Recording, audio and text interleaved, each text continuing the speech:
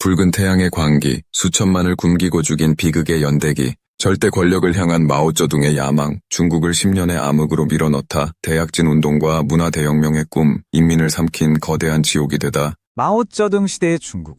정말 격동의 시기였죠. 거대한 이상이 어떻게 상상도 못할 끔찍한 비극으로 이어졌는지 오늘 그 이야기를 좀 깊숙이 들여다보려고 합니다. 대약진 운동에서 문화대혁명까지. 자, 지금부터 저와 함께 그 시간 속으로 들어가 보시죠. 자, 본격적인 이야기에 앞서서 이 숫자부터 한번 보실까요? 4천만. 이게 뭘까요? 인구? 돈? 아니요. 이건 바로 현대 역사상 최악의 인재라고 불리는 대기근으로 사라져간 사람들의 숫자입니다. 무려 4천만 명이에요. 모든 비극은 바로 이 숫자에서 시작됩니다. 아니, 도대체 어떻게 이런 일이 벌어질 수 있었을까요? 그 시작은 1958년으로 거슬러 올라가야 합니다. 바로 마오쩌둥이 중국을 하룻밤 만에 바꿔버리겠다. 이런 아주 야심찬 계획을 딱 내놓았던 바로 그때죠. 목표는요, 아주 그냥 명확하고 거대했습니다. 딱 15년 준다. 그 안에 산업혁명의 원조, 영국을 경제적으로 따라잡고 추월하겠다. 와, 정말 어마어마한 포부 아니었을까요? 이걸 실현하겠다고 내놓은 정책이 바로 그 유명한 대약진 운동입니다. 자, 근데 여기서 진짜 기가 막힌 대목이 나와요. 철강 생산량을 늘리겠다면서 내놓은 방법이 뭔지 아세요? 바로 토법고로라는 건데요. 쉽게 말해서 동네마다 흙으로 대충 만든 용광로를 지으라는 거였어요. 논리가 참 단순합니다. 일단 집집마다 돌아다니면서 농기구, 솥, 숟가락, 하여튼 쇠붙이는 다 걷어요. 그리고 이걸 그 조잡한 용광로에 넣고 녹이라는 거죠. 결과는 어땠을까요? 뻔하죠. 그냥 쓸모없는 쇳덩어리만 잔뜩 나온 거예요. 더 큰 문제는 정작 농사지을 연장까지 다 녹여버렸으니 농업이 완전히 마비되어 버렸다는 겁니다. 그 결과는 정말 참혹했습니다. 말 그대로 재앙이었어요. 농업이 무너지니까 당연히 먹을 게 없죠. 인류 역사상 최악의 기근이 닥쳐왔습니다.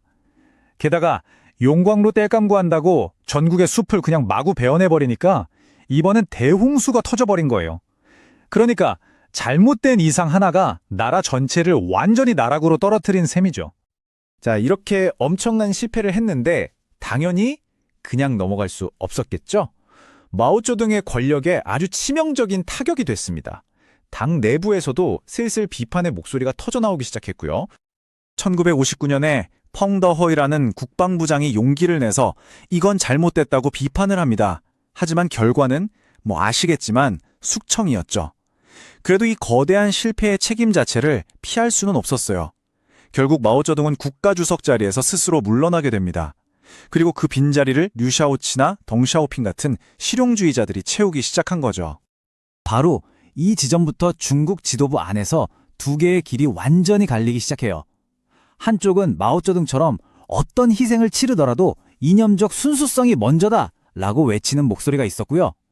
다른 한쪽에서는 유샤오치처럼 아니 빌리는 것보다 사는 게 낫지 않냐 면서 실용주의를 내세우는 목소리가 커졌죠. 이 둘의 균열 점점 더 깊어만 갑니다. 자, 여기가 정말 중요한 포인트입니다. 마오쩌둥 입장에서 보면요. 이런 실용적인 개혁은 그냥 정책 변화가 아니었어요. 이건 혁명에 대한 배신이었고 무엇보다 자기 자신에 대한 정면 도전으로 받아들인 겁니다. 그래서 이 선으로 한 발 물러나서 조용히 복수의 칼을 갈기 시작한 거죠. 내 모든 걸 되찾겠다. 절대 권력을 향한 거대한 계획을 그리면서요. 마오가 준비한 컴백 무대는요. 그냥 평범한 정치 공작 수준이 아니었습니다.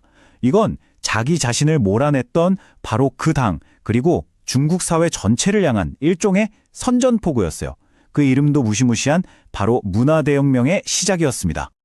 마오가 선택한 무기는 바로 젊은이들이었습니다. 순수하고 열정적인 청년들이요. 그들의 성에 조반유리, 즉 반란에는 이유가 있다는 정말 강력하고도 무서운 슬로건을 쥐어준 겁니다. 쉽게 말해서 너희들이 보기에 낡고 잘못된 모든 권위에 저항하고 때려 부숴다! 이렇게 부추긴 거죠.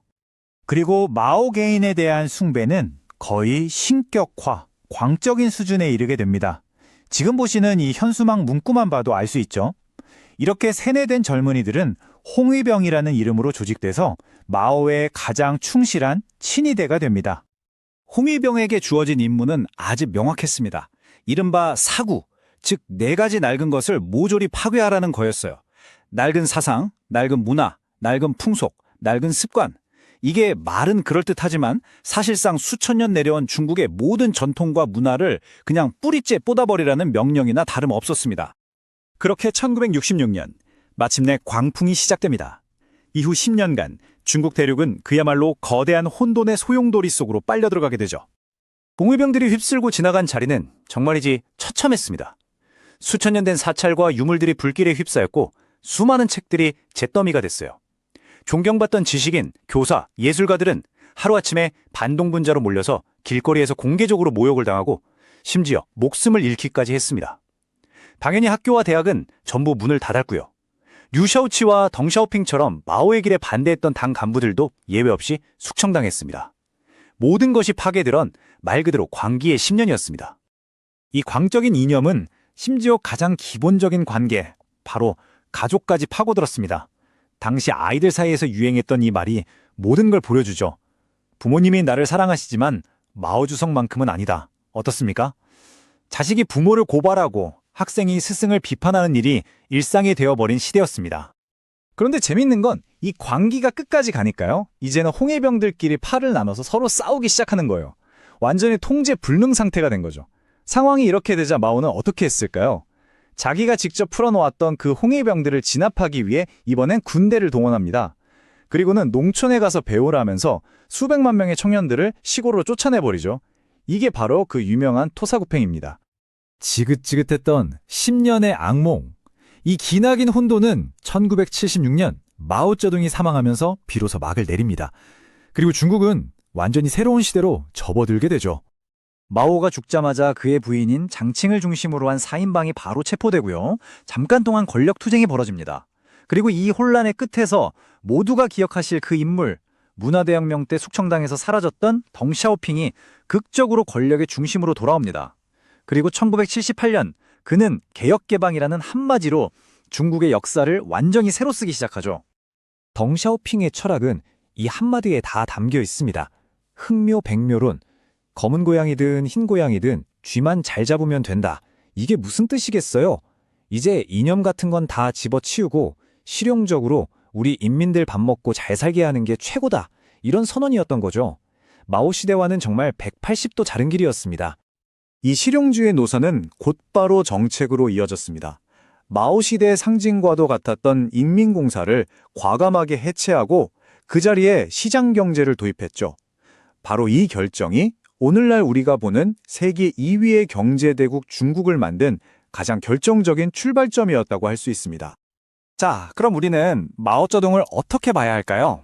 한편으로는 반세기 넘게 분열됐던 중국을 통일한 위대한 건국의 아버지. 하지만 다른 한편으로는 수천만 명을 굶어 죽게 하고 나라 전체를 10년간의 광기로 몰아넣은 희대의 독재자. 이 너무나도 다른 두 원구를 가진 한 인물을 한 국가는 어떻게 평가하고 또 어떻게 기억해야 할까요? 마오쩌둥이라는 거대한 유산은 오늘날 중국에게도 그리고 이 시대를 살아가는 우리에게도 여전히 풀리기 어려운 숙제로 남아 있습니다.